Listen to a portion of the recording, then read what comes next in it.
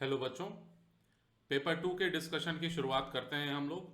और मैं आपको पहले ही वार्न कर दे रहा हूं कि पेपर 2 थोड़ा सा डिफिकल्ट है in comparison to paper 1 as far as physics is concerned.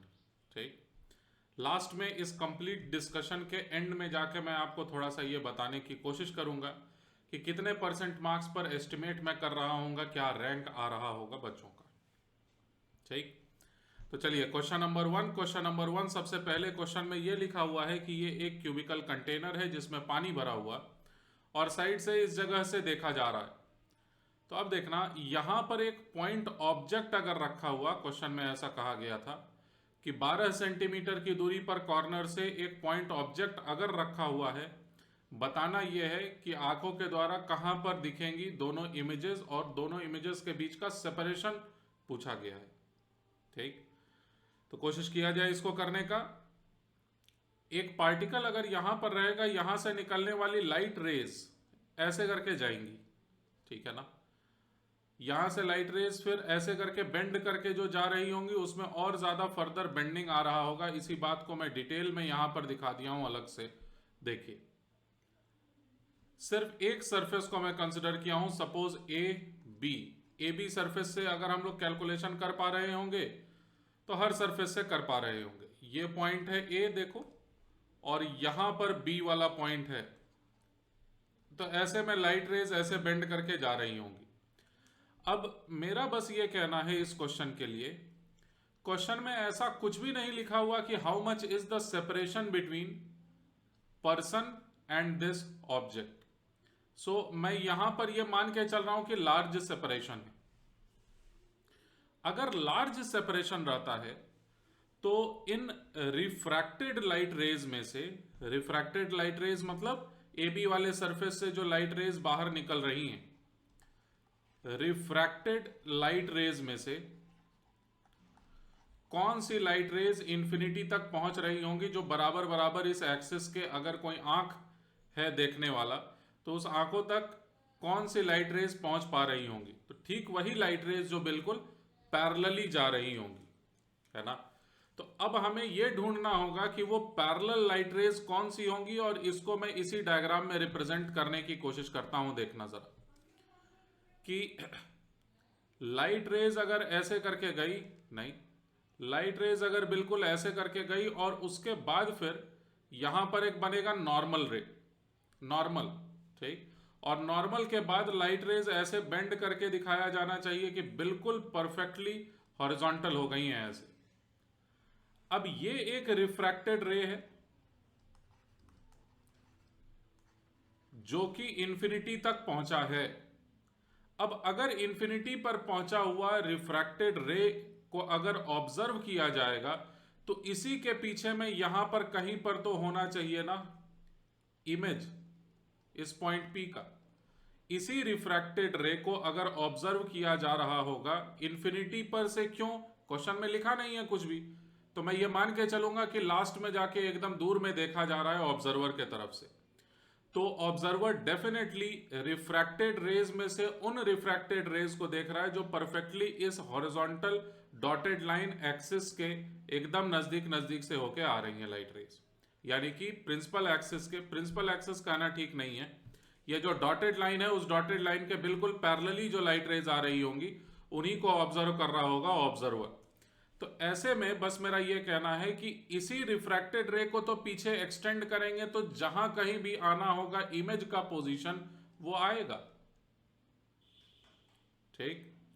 कहीं पर भी हो इमेज, इस डॉटेड लाइन पर कहीं पर भी हो इमेज, लेकिन इसी हॉरिजॉन्टल लाइन पर तो कहीं ना कहीं होगा, क्योंकि इमेज का डेफिनेशन ही है कि एक ऐसा पॉइंट जहां से लगे कि रिफ्रैक्टेड रेज या फिर रिफ्लेक्टेड रेज आ रही होंगी।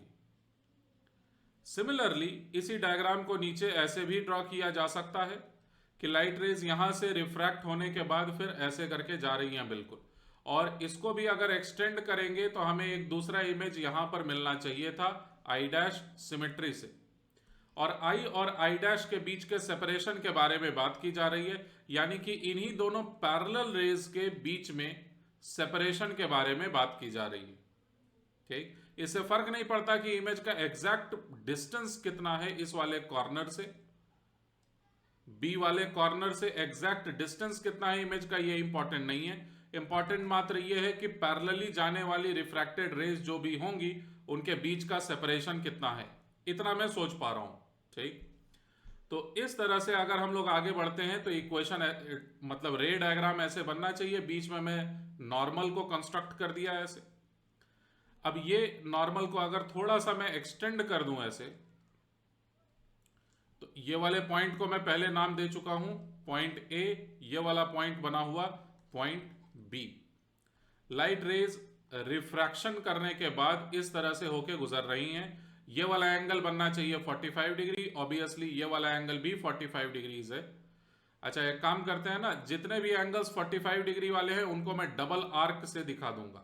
ठीक, ये वाला एंगल तो ऑब्वियसली 90 डिग्री है, तो इस कारण से ये वाला एंगल भी बनना चाहिए 45 डिग्रीज। तो बचा फिर यहां पर वाला ये एंगल।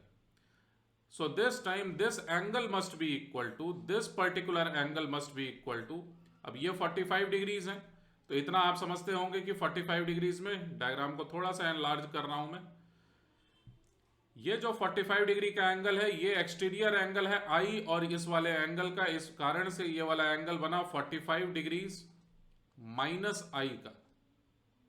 ठीक, अब हमें जरूरत है मात्र ये पता करने का कि ये जो पॉइंट ऑफ इंसिडेंस है ना लाइट का, वो कितनी ऊंचाई पर है डॉटेड लाइन से।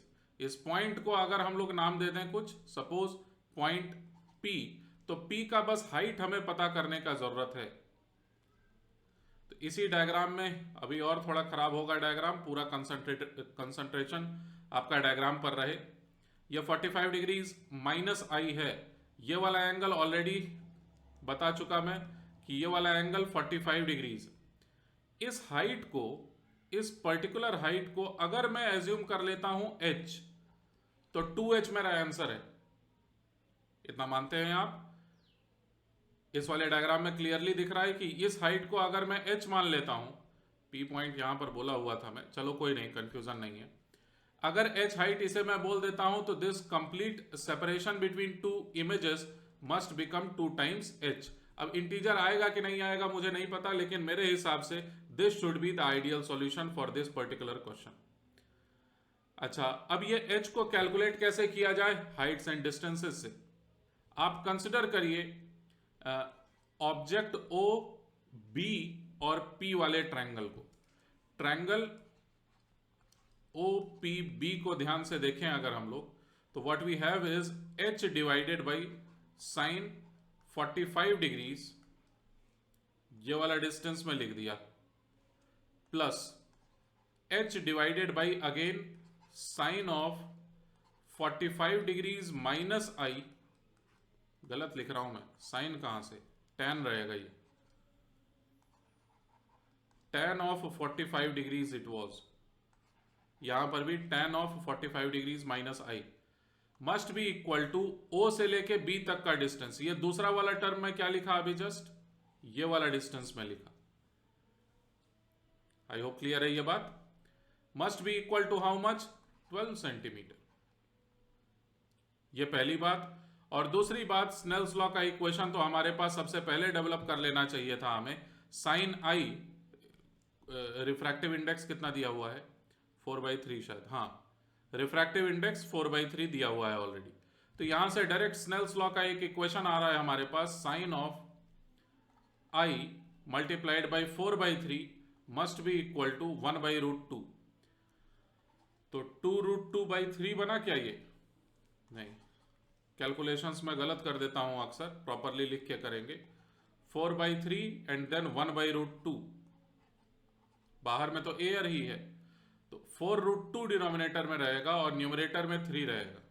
ठीक, 3 डिवाइडेड बाई 4√2 है ये, कुछ गलत कर रहे हैं, नहीं। तो अब साइन आई का वैल्यू 3 डिवाइडेड बाई 4√2 है, तो tan आई, tan 45 डिग्रीज माइनस आई, ये सब कुछ कैलकुलेट किया जा सकता है। tan 45 डिग्री तो एनीवेज 1 ही हुआ, h plus h whole divided by, formula substitute कर दो, 1 माइनस tan आई, और न्यूमरेटर में जाएगा 1 प्लस tan आई। याद रहे साइन आई का वैल्यू हमें पहले से पता है, ये 12 सेंटीमीटर। अब इसे सिंप्लीफाई करने पर मेरा जो आंसर आ रहा है वह आंसर आ रहा है अजीब सा, लेकिन भाई मेरे पास यही लॉजिक है, इसी तरह से क्वेश्चन को सॉल्व यहां पर करना सबसे बेटर, सबसे लॉजिकल रहेगा इनफैक्ट। तो जो मेरा आंसर आ रहा है उसको मैं लिख रहा हूं जरा। The answer comes out to be 6 centimetres then multiplied by 1 minus tan i। tan i के वैल्यू को अगर सब्सटीट्यूट कर देते हो तो फाइनली 2h जो कि हमारा आंसर है that comes out to be 12 multiplied by 1 minus 3 divided by square root of 23। मुझे नहीं पता ये सब क्या है, लेकिन इसका डेसिमल में आंसर आ रहा है 4.5 से जस्ट कम। ठीक है, 4.5 सेंटीमीटर से जस्ट थोड़ा सा कम आंसर आ रहा है, तो इस वजह से इसे मैं मार्क करना पसंद करूंगा 4।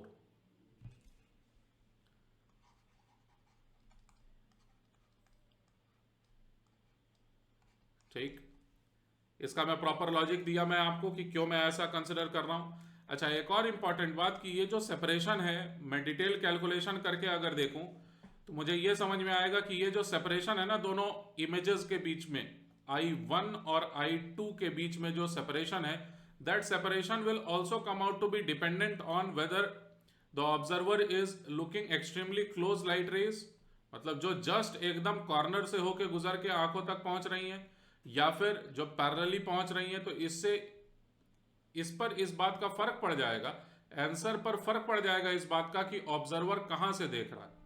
अब ऐसा कुछ मेंशन नहीं है कि कहां पर से देखा जा रहा है। देख लेते हैं फिर से भाई। A student who's looking at the wire from this corner, another student sees two images of the wire located symmetrically on each side of the line segment as shown। ऐसा कुछ नहीं लिखा कि कितने डिस्टेंस से ऑब्जर्व किया जा रहा है, तो इस वजह से जस्ट आंखों तक जो पहुंचने वाली लाइट रेज होंगी उनको मैं एज्यूम कर रहा हूं कि वो पैरेलल लाइट रेज ही पहुंच रही हैं। पैरेलल लाइट रेज तभी पॉसिबल है जब साइन आई का वैल्यू 3 डिवाइडेड बाई 4√2 हो जाए। साइन आई का वैल्यू अगर पता चल जाएगा तो ट्रायंगल OPB में हम लोग h का वैल्यू कैलकुलेट कर सकते हैं, जहां की 2h हमारा आंसर बना। यह कैलकुलेशन आप वेरीफाई करके देख सकते हैं, इतना आ रहा है। ठीक, खैर इसके एक और स्टेप आगे बढ़ते हैं, और भी एक बहुत ही अच्छा क्वेश्चन ये है, देखिए कि माना इस तरह से कोई एक टनल है। ठीक, ये टनल की दीवारें है ना, चलो ड्रॉ कर ही देता हूं अच्छे से।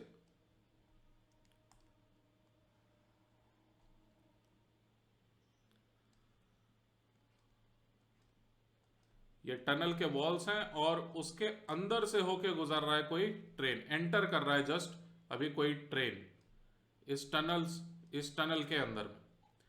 और क्वेश्चन में ऐसा लिखा हुआ कि अगर ट्रेन का आप मान लेते हो क्रॉस सेक्शनल एरिया ST है, ये देखो ट्रेन है, नहीं ट्रेन ऐसे,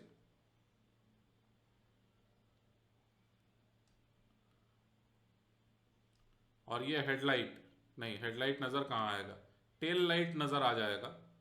ठीक है, ऐसे करके व्हील्स, ऐसे करके व्हील्स, बहुत बढ़िया डायग्राम। और ये ग्राउंड,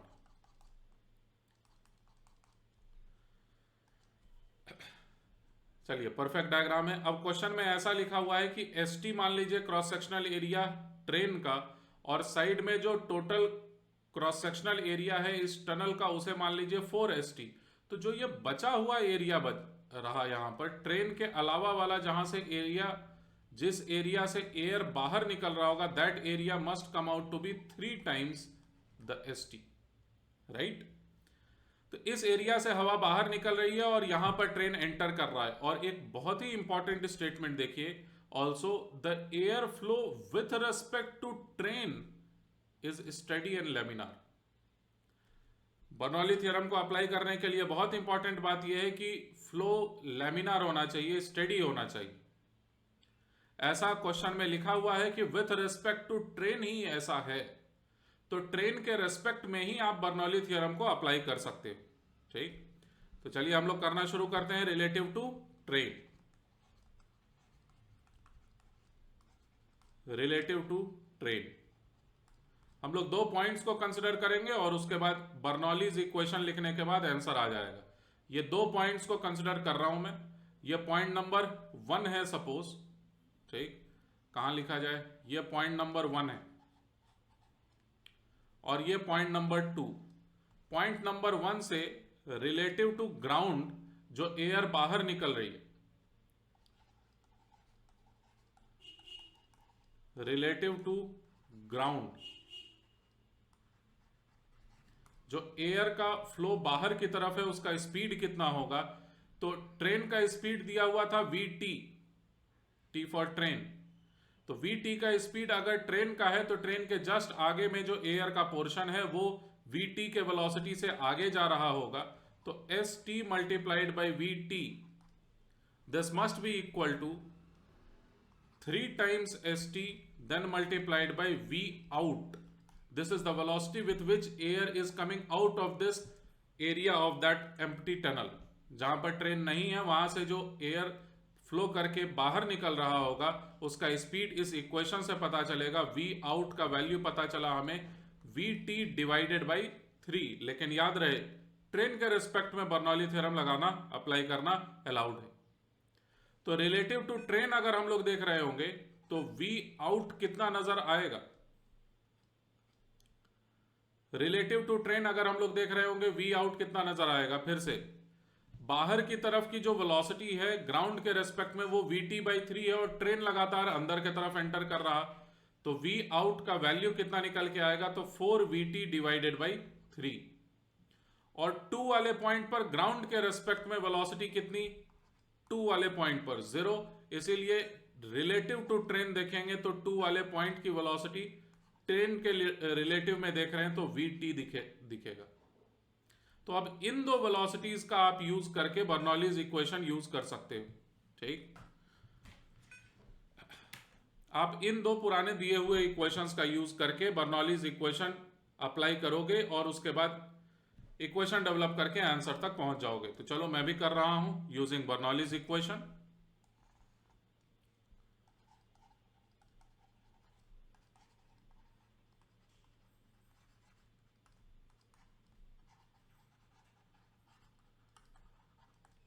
यूजिंग बर्नौलीज इक्वेशन क्या इक्वेशन लिखा जा सकता है, तो 1 वाले पॉइंट और 2 वाले पॉइंट पर हमें लिखना है बर्नौलीज इक्वेशन। 1 वाले पॉइंट पर दोनों का ग्राउंड से हाइट सेम है, प्रेशर एट 1 हमें पता नहीं है, उसे ही मान लेना है P।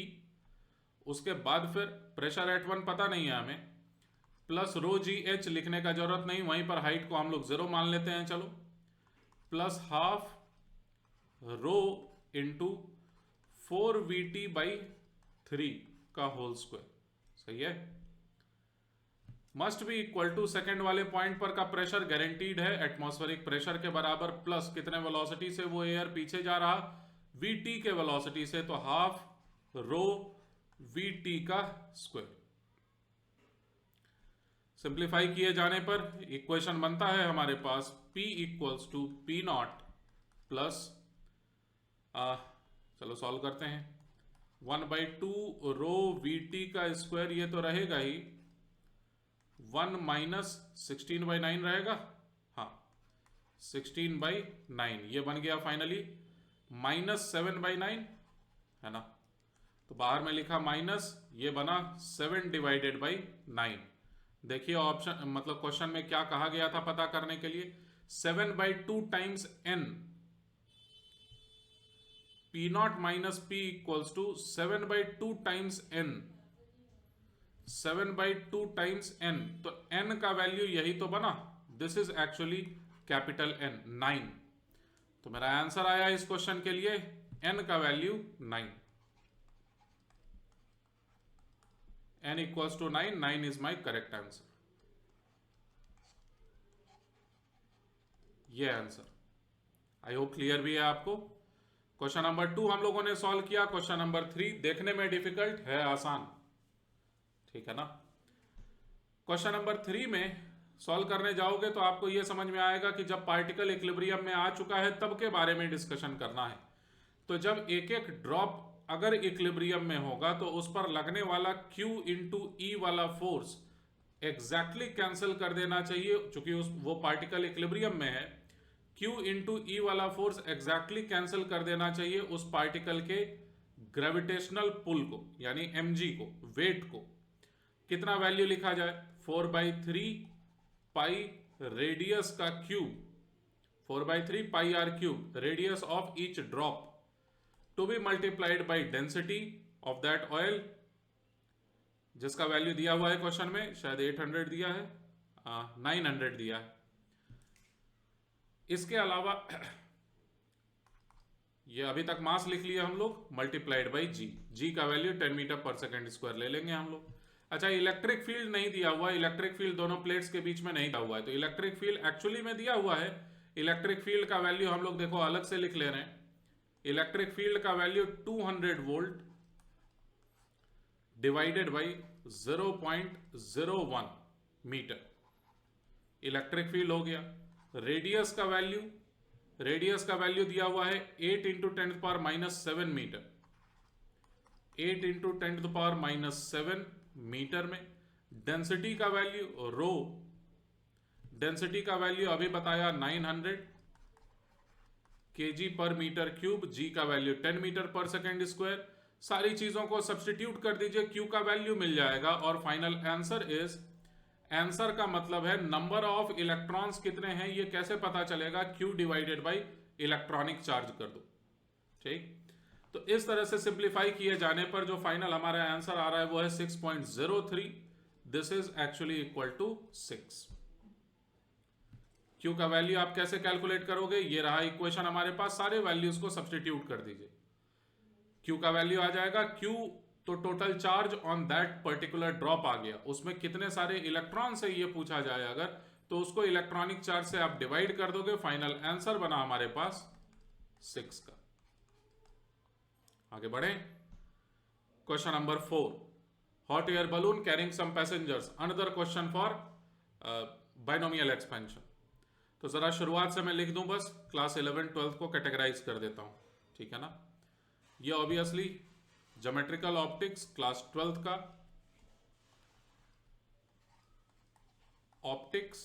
ऑप्टिक्स में रिफ्रैक्शन के इक्वेशन का सही इस्तेमाल, साथ में ज्योमेट्री तो खैर रहता ही है, कोई भी ज्योमेट्रिकल ऑप्टिक्स का क्वेश्चन रहेगा तो। क्वेश्चन नंबर 2, ये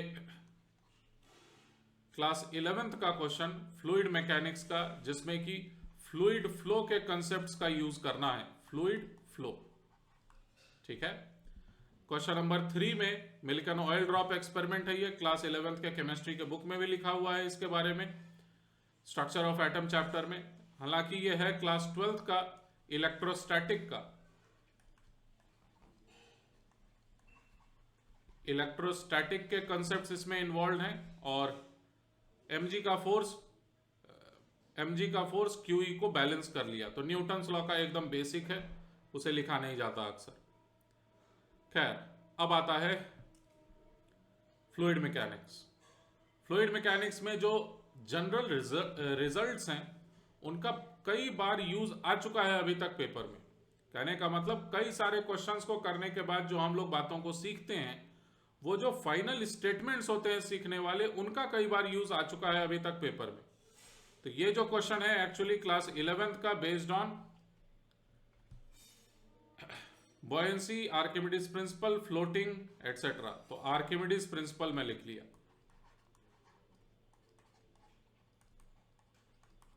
आर्किमिडीज प्रिंसिपल पर बेस्ड। आर्किमिडीज प्रिंसिपल से ही तो हमें यह समझ में आता है कि कोई ऑब्जेक्ट इक्विलिब्रियम में तभी रहेगा जब उस ऑब्जेक्ट का ओवरऑल डेंसिटी उसके जस्ट सराउंडिंग में मौजूद फ्लूइड के डेंसिटी के एग्जैक्टली बराबर हो जाए। ठीक, तो चलिए क्वेश्चन को करते हैं हम लोग। क्वेश्चन में ऐसा लिखा हुआ, 480 kg का एक balloon, 480 kg divided by V, this represents the overall effective density of that balloon system. ठीक है, यही हुआ डेंसिटी, और ये डेंसिटी बराबर होना चाहिए किसके?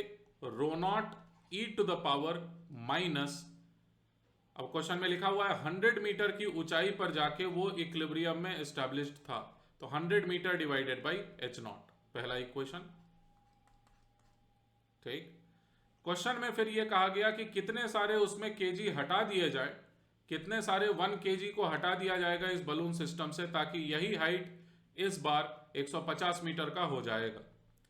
तो लिखते हैं एक्सप्रेशन, 480 kg में से suppose n number of kgs को हटा दिया जाएगा, अगर डिवाइडेड बाय v करेंगे तो इस बार इक्वेशन बनेगा rho naught e to the power minus 150 metre divided by h naught. Second equation अब सॉल्व कैसे करोगे, दोनों इक्वेशंस को डिवाइड कर दो, बाइनोमियल एक्सपेंशन यूज कर लो। ठीक है, दोनों इक्वेशंस को डिवाइड करते ही हमारे पास रिजल्ट आया 1 minus n divided by 480। Equation 2 divided by equation 1 कर दिए हम लोग, वॉल्यूम रो नॉट ये सब कैंसिल हुआ। फाइनली बचा क्या हमारे पास, तो e to the power minus में, फिर ये न्यूमरेटर में है ना, हाँ, माइनस 150 और वो डिनोमिनेटर में प्लस 100 बन के आएगा, तो minus 50 divided by h not बचा रहेगा। अगेन बाइनोमियल एक्सपेंशन लिख ही देता हूं मैं, प्लस बाइनोमियल एक्सपेंशन भी यहां पर यूज्ड है।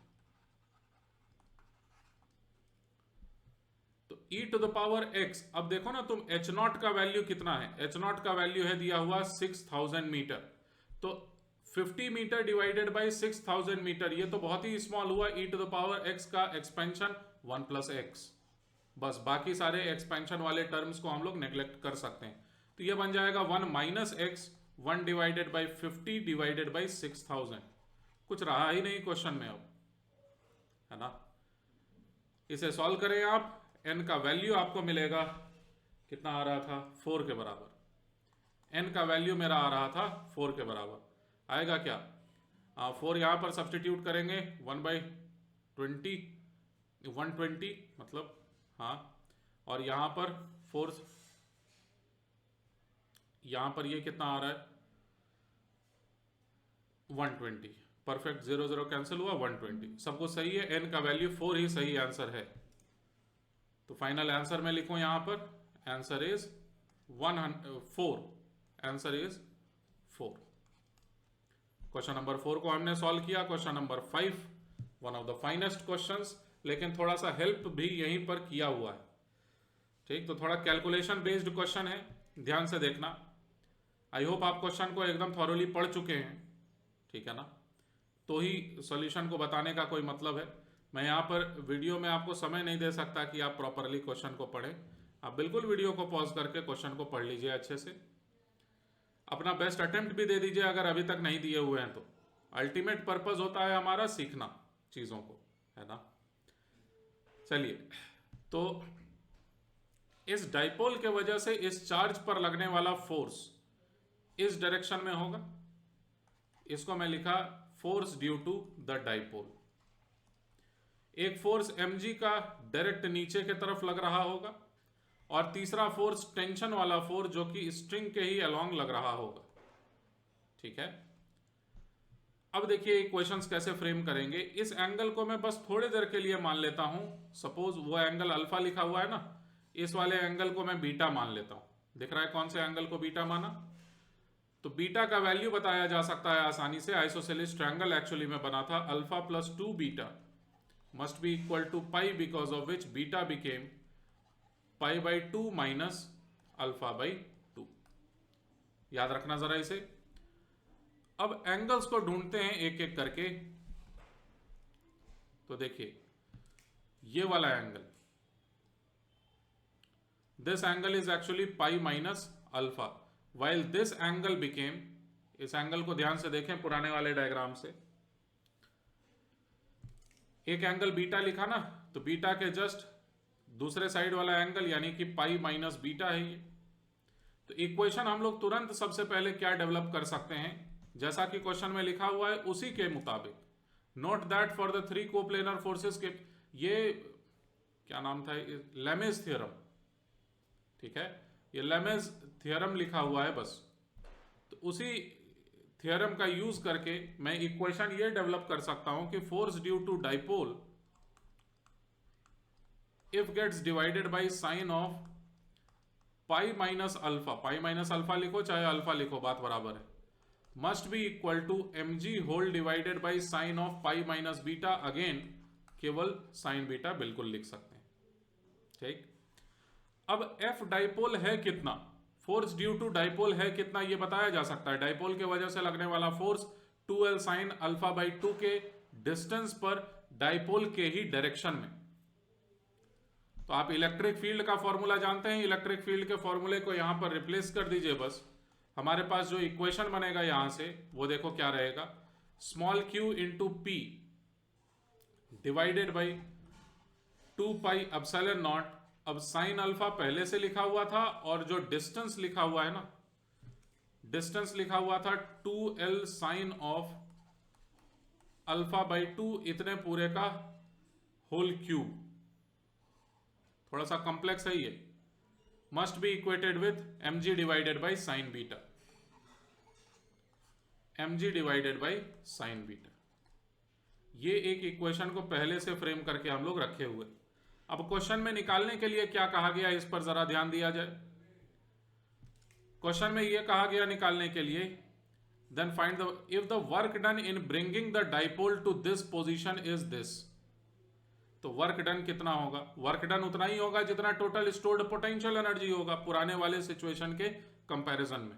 फिर से पूरी बात, पेंडुलम पहले वर्टिकली हैंग कर रहा था, बॉब बिल्कुल बॉटम मोस्ट पॉइंट पर था, डाइपोल इंफिनिटी पर था। डाइपोल आया, बॉब चढ़ गया ऊपर, तो बॉब का ग्रेविटेशनल पोटेंशियल एनर्जी बढ़ा और डाइपोल और चार्ज पार्टिकल यानी बॉब के बीच का इलेक्ट्रोस्टैटिक पोटेंशियल एनर्जी और ग्रेविटेशनल पोटेंशियल एनर्जी mgh वाला, ये दोनों कंबाइन करके टोटल पोटेंशियल एनर्जी लिखा जाएगा। Total potential energy of system, ये लिखा जा सकता है mgh। डायरेक्टली पुराने वाले के कंपैरिजन में लिख रहे हैं। शुरुआत में जब डाइपोल इंफिनिटी पर था तब के पोटेंशियल एनर्जी को जीरो माना गया, ग्रेविटेशनल वाला भी और साथ में इलेक्ट्रोस्टैटिक वाला भी। तो mgh प्लस, अब इलेक्ट्रोस्टैटिक पोटेंशियल एनर्जी कैसे लिखें, तो डाइपोल के वजह से पोटेंशियल बॉब के पोजीशन पर पोटेंशियल मल्टीप्लाइड बाई क्यू कर दो, तो यह बना q multiplied by p whole divided by 4 pi epsilon naught 2L sine of alpha by 2, इतने पूरे का होल क्यूब नहीं होल स्क्वायर। यह हमारा आंसर आने वाला, ठीक।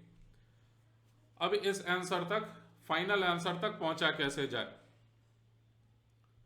फाइनल आंसर तक पहुंचने के लिए यहां पर थोड़ा सा मेहनत करना पड़ेगा हमें। इसको जबरदस्ती होल क्यूब कर दूंगा मैं, न्यूमरेटर में लिख दूंगा फिर 2L sine of alpha by 2, ठीक है। उसके बाद साइन अल्फा से न्यूमरेटर डिनोमिनेटर में अगर ओवरऑल मल्टीप्लाई कर दिया जाए तो फाइनली देखो क्या आएगा, mgh प्लस साइन अल्फा से न्यूमरेटर से मल्टीप्लाई कर दिया जाए अगर, तो sine alpha, then we have 2L sine of alpha by 2 and then mg whole divided by sine beta. करिए खुद से कैलकुलेशन, समझ में आएगा। अब बीटा बोले किसे थे, पाई बाई 2 माइनस अल्फा बाई 2, तो यह बन गया कॉस ऑफ अल्फा बाई 2। सही है। अब क्या करें, तो ये जो साइन अल्फा लिखा हुआ है ना, इसमें एक्सपेंशन किया जा सकता है, 2 sine alpha by 2 cos alpha by 2। तो 2 sine alpha by 2 cos alpha by 2 लिखोगे, cos alpha by 2 got cancelled and finally we have sine alpha के जगह इस 2 को लिखो 4 आएगा, 4 नहीं रहेगा, डिनोमिनेटर में भी एक 4 है ना, 2 के बजाय 4 है। तो मुझे लगता है फाइनली ये बनेगा ना 2 sine square alpha by 2 finally बनेगा कुल मिला के, कंफर्म कर लीजिए आप। तो ये mgl 2 sine square alpha by 2 बन गया है ना, और 2 साइन स्क्वायर अल्फा बाई 2 को क्या लिखा जा सकता है, mgl plus mgl times 2 sine square alpha by 2 को लिखा जा सकता है, 2 साइन स्क्वायर अल्फा बाई 2 को लिखा जा सकता है 1 minus cos alpha, 1 minus cos alpha. और अगर आप ध्यान दिए होंगे, कुछ गलती की हम लोग, हाँ ये mgh था, ये एक्चुअली में mgh है। l into 1 minus cos alpha कितना है, L इंटू 1 - cos अल्फा, यही वाला डिस्टेंस तो है। यह आप कई बार वर्टिकल सर्कुलर मोशन के क्वेश्चंस में किए होंगे कि H actually is equal to L times 1 - cos alpha. बड़े आसानी से ट्रिग्नोमेट्री से प्रूव किया जा सकता है। इसको फाइनली सब्सटीट्यूट करने के बाद मेरे पास रिजल्ट बना 2 टाइम्स mgh। तो फाइनल इस क्वेश्चन में जो पूछा गया था उसका फाइनल वैल्यू कितना आया, तो n टाइम्स mgh कहा गया था ना, तो आंसर में आया मेरे पास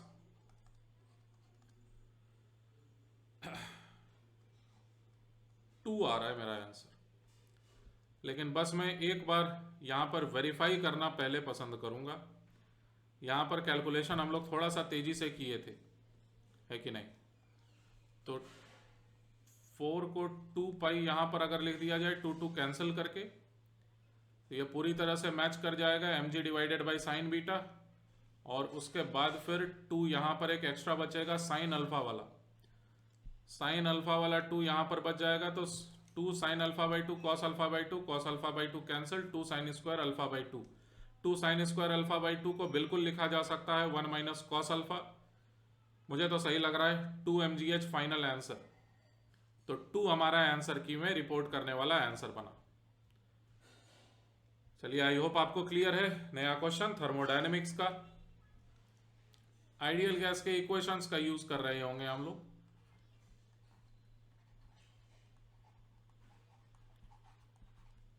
थर्मोडायनेमिक प्रोसेसेस पर बेस्ड ये क्वेश्चन है। ये क्लास 11th का क्वेश्चन, पिछला वाला लिखे थे ना हम लोग।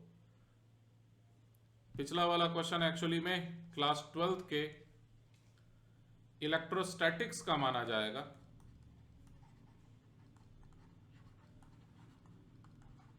और साथ में न्यूटन्स लॉज, क्योंकि यहां पर कुछ ज्यादा ही यूज्ड है न्यूटन्स लॉज। इक्विलिब्रियम वगैरह के इक्वेशंस, लेमेस थ्योरम यहां पर यूज किया गया।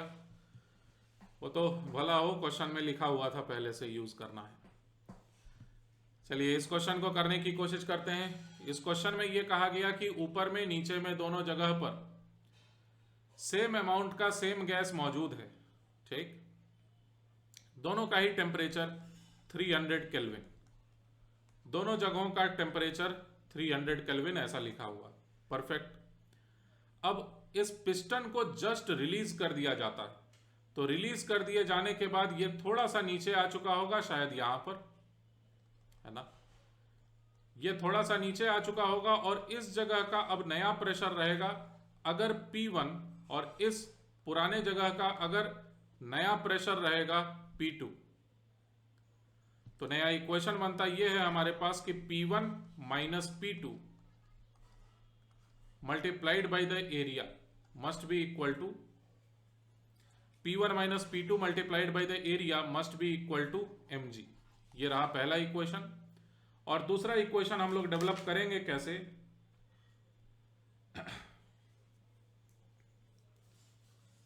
दूसरे इक्वेशन को डेवलप करने की जरूरत ही नहीं, डायरेक्ट हम लोग यहीं से देख सकते हैं। टेम्परेचर में बदलाव,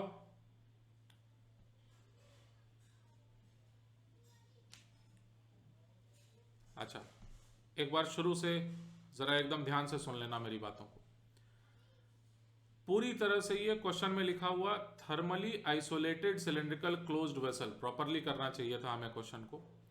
थर्मली आइसोलेटेड वेसल होने के वजह से ये सराउंडिंग पर कोई वर्क नहीं कर सकता, सराउंडिंग से कोई हीट ले नहीं सकता, इंटरनल एनर्जी बदलेगा नहीं। तो जहां कहीं भी पिस्टन को जाना है उस जगह पर सेटल डाउन हो जाने के बाद जो भी नया टेम्परेचर आएगा, मान लो कि टेम्परेचर बाद में हो गया T, यहां का भी T, लेकिन टोटल इंटरनल एनर्जी बदल नहीं सकता। इस वजह से T जो फाइनल रहेगा वो 300 केल्विन ही रहेगा। शायद समझ सके मेरी बात। शुरुआत में जितना टेम्परेचर था, भले ही कंप्रेशन होने के तुरंत बाद देखेंगे एडियाबैटिक प्रोसेस रहा होगा शायद, तो टेम्परेचर बदल जाए, लेकिन लास्ट मोमेंट में स्टेडी स्टेट में इक्विलिब्रियम जब अचीव हो चुका होगा तब जाके जो फाइनल टेम्परेचर होगा वो दोबारा से 300 केल्विन हो जाएगा, क्योंकि सराउंडिंग से यहां पर कोई मतलब नहीं, सराउंडिंग को हीट दे नहीं सकता, सराउंडिंग से हीट ले नहीं सकता, internal energy has to remain constant, ठीक। तो अब इक्वेशंस कैसे डेवलप करेंगे, तो P2 का वैल्यू लिखा जा सकता है, देखो P2 इंटू वॉल्यूम, ये मानते हुए कि ये x लेंथ नीचे ट्रेवल करके गया, P2 multiplied by the volume यानी 4 प्लस x, सही है, multiplied by a must be equal to nRT, n का वैल्यू 0.1, r का वैल्यू 8.3, r को r अभी रहने देते हैं, मल्टीप्लाइड बाई 300 केल्विन। ठीक,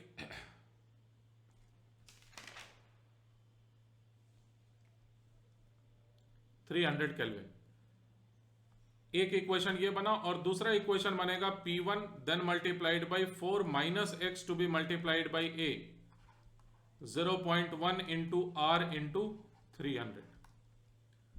और नया इक्वेशन हम लोगों ने ये न्यूटन्स लॉ से डेवलप करके ये लिख रखा है पहले से, तो P1 माइनस P2 इंटू ए कितना लिखा जाए, तो P1 के जगह P1 इंटू ए के जगह सब्सटीट्यूट किया जा सकता है, देखो क्या 0.1 into R into 300 kelvin divided by 4 minus x, divided by 4 minus x, और माइनस फिर P2 के जगह सेम यही ब्रैकेट के बाहर जो लिखा हुआ whole divided by 4 plus x must be equal to mg। mg का वैल्यू, मास इसका दिया हुआ था 8.3 kg, ताकि कैंसिल हो जाए यूनिवर्सल गैस कांस्टेंट के साथ, 8.3 kg मल्टीप्लाइड बाई g का वैल्यू 10 दिया है क्या, g का वैल्यू 10 बिल्कुल दिया है।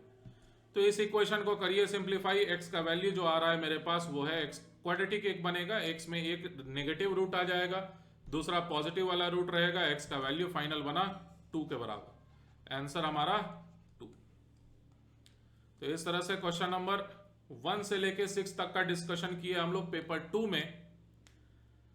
नेक्स्ट वीडियो में मिलते हैं हम लोग क्वेश्चन नंबर 7 से लेके 12 तक का डिस्कशन करने के लिए।